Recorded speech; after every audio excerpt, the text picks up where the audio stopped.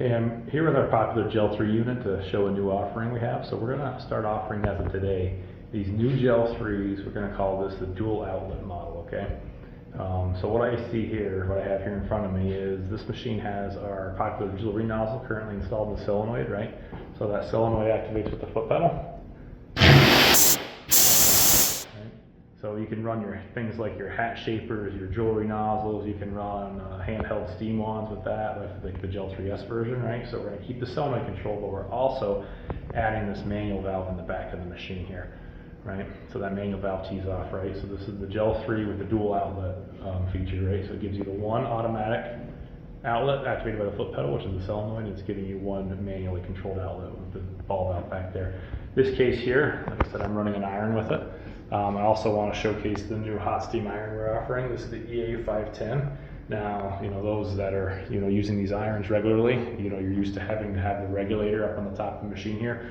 This one doesn't have to have that. This is internally regulated. You can see it's actually an electric all steam iron. So it gives you the benefit of the all steam iron. It's got manual control, with the thumb here. If I want just a little bit of steam, I can get just a little bit of steam. If I want a lot of steam, I can turn it all the way up, right? This does have a thumb screw here. You can adjust the steam pressure at.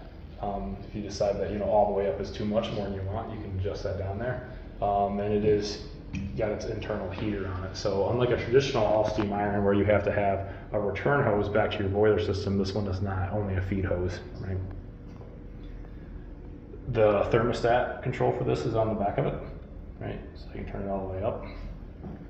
Right now you can see the heater's on, or I can turn it down, right? And the heater turns off. Now what's nice about this is you don't have to have the iron near your steam boiler anymore. You can see it's got this one's got a 6-foot hose. We can get them all the way up to 12, and then you can plug it in wherever you're working. So right here I have this iron plugged in at the wall, right? Allowing me to work, away from my steam boiler. So very nice iron setup there, where this is going to be really handy for this setup is for like our hat shaping people. So for example, on a hat shaper, you can use the solenoid control outlet to run your hat shaper.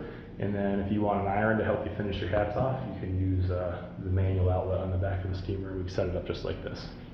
Okay, and there we go. There's the classic Hoffman Gel 3 with the dual outlet setup on it.